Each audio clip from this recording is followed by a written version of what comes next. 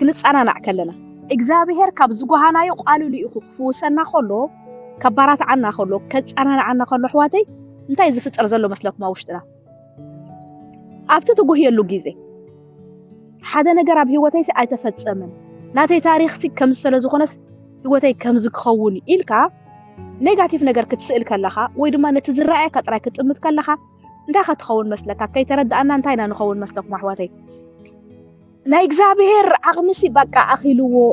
ካብዚ ለዓለስ እግዚአብሔር ኣብ ህይወተይሲ ክገብር ኣይክእልኒ ወይ ድማ ኦሮማይ ዛ ነገር እዚኣሲ ከምዚኣ ኮይና ክትሓልፈ ዝበልናዮ ነገር ኣሎ ማለት እዩ እዚ ማለት እቲ ትክክለኛ ኣጠማምታ ወይ ድማ እቲ ትክክለኛ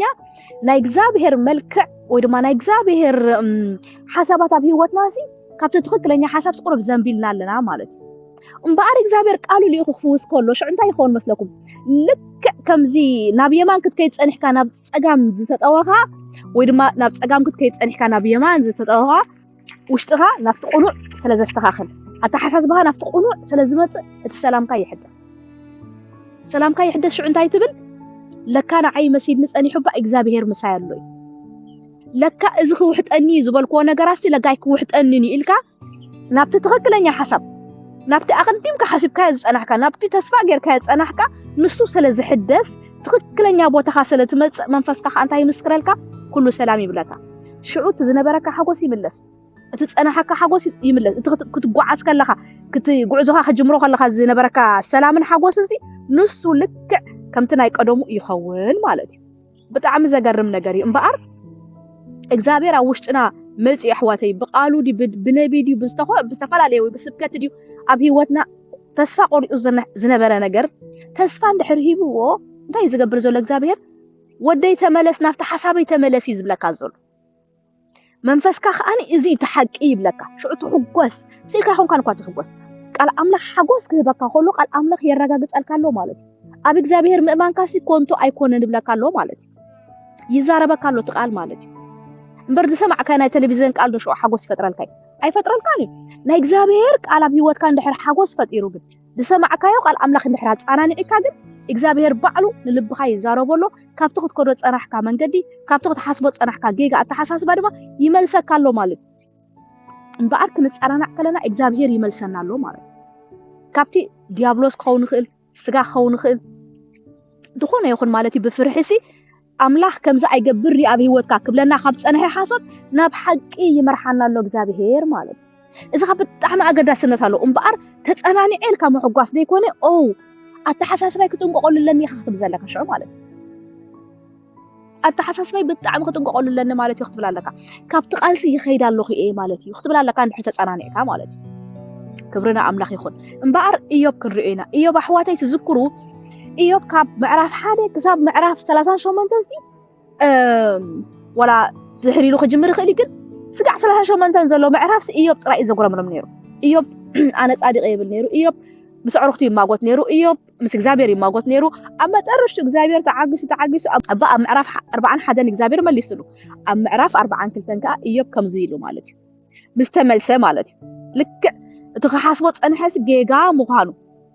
ካብ ፍርሒ ወፂኡ ይዛረብ ከም ዝነበረ ምስተረድኦ ካብቲ ሓሳብ ኣምላኽ ርሒቁ ፀኒሑ ማለት ከም ዝረሓቀ እግዚአብሔር ተጣራጢርዎ ከም ፀንሐ ምስተረድኦ እንታይ ኢሉ ክብርና ኣምላኽ ይኹን ብጣዕሚ ዘገርም ቃል እዩ ኣብ ኢዮብ 42 ቁጥሪ 5 ከምበልኩም ቅድሚኡ ከኣሎ አንብብዎ ኢኹም ብዘይ ምስተዋዕል ክዛረብ ፀኒሐ ኢሉ ማለት እዩ ምኽርኻስ ተጸልሞቶስ የለን ግን ኣነ ብዘይ ፈልጦ ነገር ክዛረብ ፀኒሐ ኢሉ ምስተጣዓሰ እንታይ ኢሉ መሊሱ ብሰማዒት እዝኒ ብዛዕባኻ ሰሚዐ ነይረ ሕጂ ግና ዓይንተይ ርኤናኻ ስለዚ ንርእሰይ እፍንፍን ኣለኹ ኣብ ሓመድን ሓሙኽሽትን ኮይነ ከዓ እንስሕ ኣለኹ ርኢኹም ኢዮብ እንታይ ገይሩ ንርእሱ ሽዑ ፈንፊንዋ ምክንያቱ ንእግዚአብሔር ኣዝዩ ጌጋ ዝኾነ ስእሊ ሂብዎ ፀኒሑ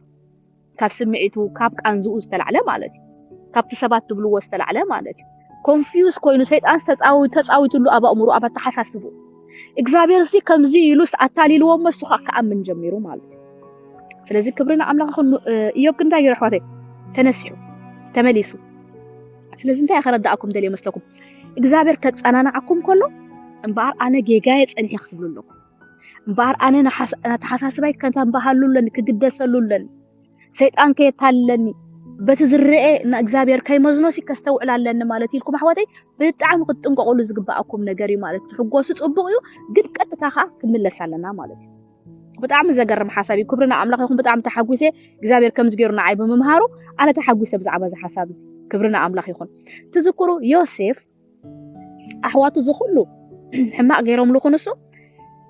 اتصوم زفر حلو أول السبز خمس جرنا أنا محجة خمس جبرنا إلهم كحسب خلوه يوسف انتي لهم اتصوم نحما قد حسبكم بس إجزابير نصبق غيره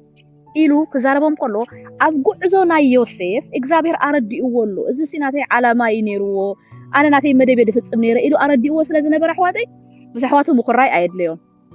كبرنا أملاخ يخون كومو خأياكم يوسف ودو ميتو خمس نبرة من السمع ويد ما ميتو إلو كحاسب كله بتعمل جوهي سبعي خمس نبرة ينقرنا يوسف بهوته له مسمع قد تتأنا نعيب لنا يعقوب يوسف بهوته له مسمع بزعبا إجزابير كحاسب وزصنحه نيجاتيف نجر زمالت إجزابير سنزف قرا وديس وسيد الليل وحاسب صنيح له مالتي لك إجزابير نودو حبي وات صنيح له نودو بأمنت نأقدس زخون أوان عقيب وات صنيح له قدمي أسري وات صنيح له حجتي يعقوب بزعبا يوسف زنبرو الرأي خان فلت إنا بتعمي دفقرو نيرو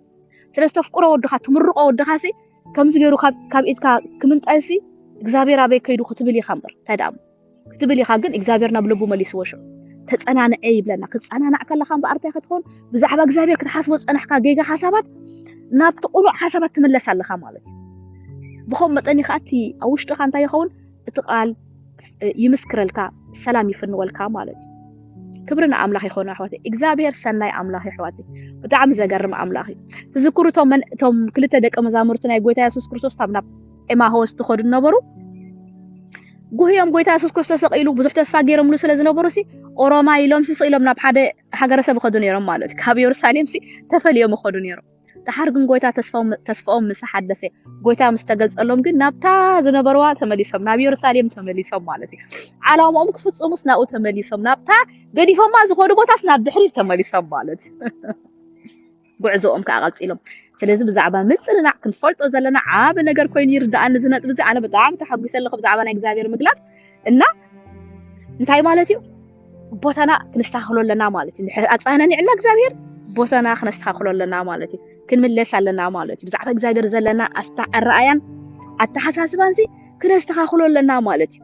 ክንጸልዕ ኣለና ፍቲ ቃል ማለት እዩ ናፍትን ክንብል የብልናን ማለት እዩ ክብረና ኣምላኽ ይኹን ኢየሱስ ክርስቶስ ጎይታ እዩ أملاك عزيزي يبارككم نسقم برخاتكم الشالوم